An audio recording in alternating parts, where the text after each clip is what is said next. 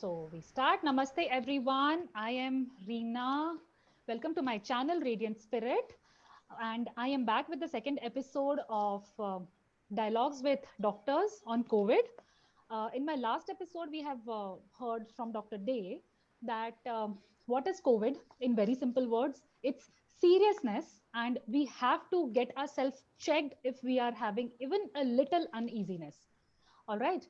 And the three major topics he covered and three major suggestions he gave was prevention, vaccination, and social distancing. We have to stay strong. And if unfortunately we are infected, we have to fight with it in high and radiant spirit. So I have Dr. Rajan Barnawal today with me to tell us few more crucial things about the virus and talk on some important related subjects. I would like to share with you all that Dr. Barnawal has began his career with World Health Organization, and now he is practicing his medicine successfully with MGM Medical College, Jamshedpur, and he is also engaged in treatment of COVID patients in District Hospital, Jamshedpur. A warm welcome to you, Dr. Barnawal, on my channel. I hope you have been able to keep up your strength and courage to fight yourself and for others, meaning your patients, during this second wave of COVID. Over to you, Doctor. Thank you, Reena. It has really been challenging for all of us. I'm Exactly. sure. Yes. I'm sure. Let's begin now. Sure. So, see, I'll tell you, Doctor, we had conducted a survey last week, right, on the questions what people had on their minds regarding COVID. We received a number of questions from them, and I've picked out some for you. So, shall we take it one by one? Yes, sure. Sure. Let's go So, ahead. first of all, Dr. Barnawal, tell me what is a plasma? Suddenly, we see there is a wide range of requirements of plasma, and how is it related to our blood? And how does coronavirus can affect the plasma in our bodies? Basically, our blood is made up of different components. Mhm. So there are red blood cells, white blood cells, platelets, and Mhm. then there is plasma. Okay. So plasma is about 55% of our blood, while rest 45% is these white blood cells, red blood cells, and platelets. Right. And plasma is basically the fluid portion of our blood, which carries with itself antibodies, proteins, etc., etc. Right. So that is what is plasma. And when when we are affected with COVID-19, when someone is infected with COVID-19, Mhm. then there is formation of antibodies in his body, and these antibodies are actually in our plasma. These are part of our plasma. They flow in our plasma. So that is how our plasma gets, there are IgG antibodies in our uh, plasma. These are formed in our body. Okay. Okay. And who can donate plasma? Are there any restrictions? See, according all the guidelines that applies to a regular blood donor, Mhm. that applies to a uh, plasma donor also. Okay. But there are some other things to be taken care of. Mhm. So, what are the guidelines for blood donation? First, we should know that, है ना? Okay. So, we have anybody who is more than 18 years of age, maybe Okay. up to 65 years of age, Mhm. who has weight around more than 50 kgs, and he Okay. doesn't have HIV, hepatitis B, or hepatitis C virus, such Okay. kind of infections. If he doesn't have, then he can donate blood. ठीक है? And in case of, in context of COVID-19, if he has been affected with COVID-19 and has recovered, post recovery it has been 14 days, Okay. then he can donate plasma. One more thing is that basically we measure antibody titer in his plasma. Okay. So antibody titer should be for for it should be more than 1 is to 8 840. This is Okay. what is basically the guideline by ICMR Mhm. for donation of plasma. 1 is to 640 should be the IgG antibody titer, and if we calculate neutralizing antibody, it should be 1 is to 80. That is the guideline. Somebody who has recovered from COVID-19, then after 14 days he can donate plasma. But here I would like to emphasize is that ICMR recommends use of convalescent plasma only in early course of disease when just the disease has set in. Within first 10 days of disease progression, there is merit of giving convalescent plasma. Okay. Otherwise, ICMR doesn't, the guideline doesn't approve of using plasma post 7 to 10 days of infection. Okay. So early detection. The more early you go and get yourself checked, the early the virus is detected, the early we can take such actions. Yes, see There's what no point happens of is, delay.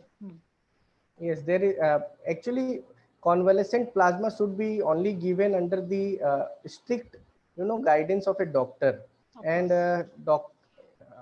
course. only those people who have such kind of antibody titer like 1:640 for IgG antibody or Mhm. neutralizing antibody should be more than 1:80. Then only somebody can donate plasma. That's it. All right. Very clear. Got it. Thank you. And this brings me to an important point. Are there ways by which we can get to know ourselves if whether we are fine or have been affected? A related question is, can any factor cause a sudden shortage of oxygen that can prove fatal? Well, see, infection with COVID-19 itself is a risk for decrease in oxygen in blood. Okay. So the only way to know whether of our oxygen in our blood is decreasing is by measuring the oxygen saturation of blood by pulse oximeter. So that Okay. is the only way we can measure. There is All no right. other way. Okay. And when we are done with plasma, oxygen. Now I come to vaccines. So which vaccine is good? I mean, which is the best? Which can we prefer or rely Well, upon, bank on? that is a very valid question and very relevant question in current times. Mm-hmm. We have also been getting a lot of queries regarding this, that which of the available vaccines are more effective. Right. So see, as far as efficacy of vaccines are concerned, Mm-hmm. you will find that there are different percentages for Okay. different vaccines. But these percentages depend on the time period during which these trials have been conducted for such vaccines, Mm-hmm. and also in the region where these vaccines have been trialed, Mm-hmm. right? So if you want to consider the impact of these vaccines, Mm-hmm. then we must take into account the length of or the natural history of a disease, of a COVID-19 disease. So if somebody is infected with COVID-19, he Mm-hmm. might have no symptoms. Right. His spectrum of his symptoms can range from no symptoms to mild, Mm-hmm. or maybe moderate symptoms or severe symptoms requiring hospitalization, Mm-hmm. to maybe he can land up in death. So Okay. if you talk about the spectrum of disease, Mm-hmm. definitely all these vaccines are able to prevent the severe kind of disease Mm-hmm. that requires hospitalization and certainly death. So if that is to be taken care of, that is to be accounted for, then Right. all of these vaccines are equally effective in Mm-hmm. preventing death, in preventing hospitalization, or preventing the severe form of disease. So Oh. absolutely all these vaccines are equally effective in that Thank sense. you, doctor. This was the question people asked me in so many forms. Now it's very clear. So, doctor, tell me, are there remedies that we can deploy at home for ourselves, if we cannot go to the hospital? Uh, See, there are things to be emphasized. Mm-hmm. Uh, First of them is prone positioning.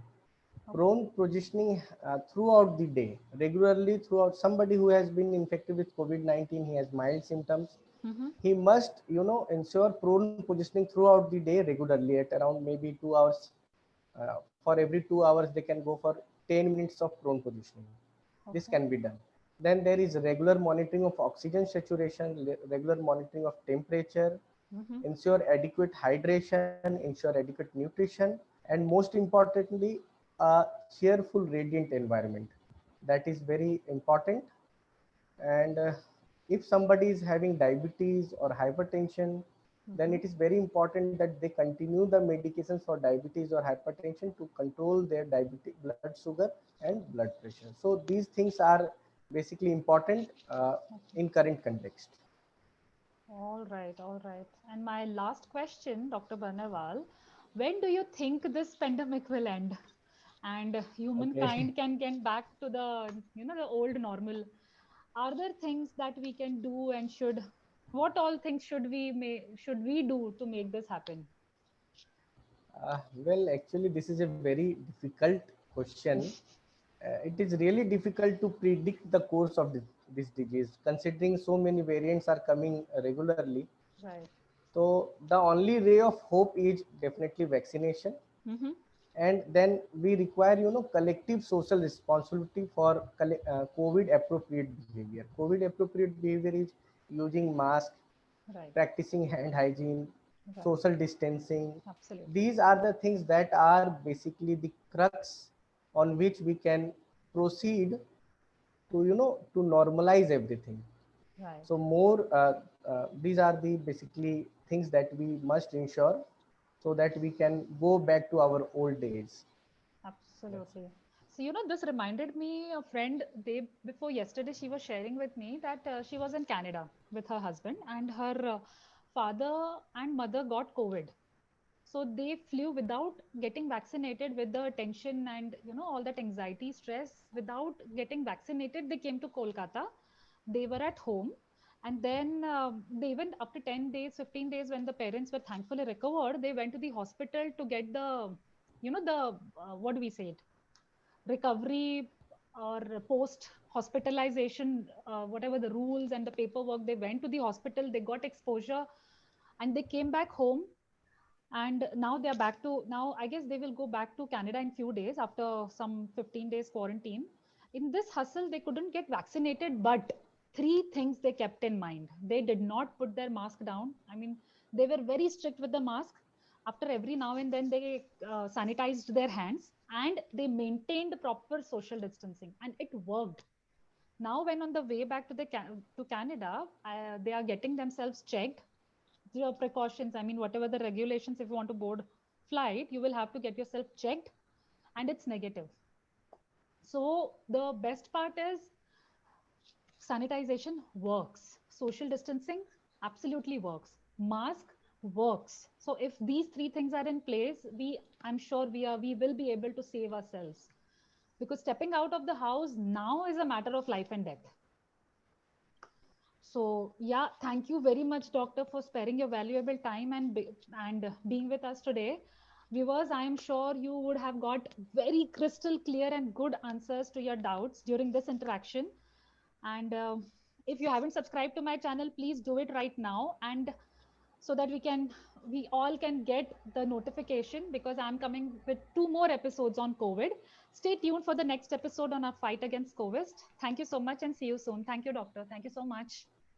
Thank you. Thank you. Uh,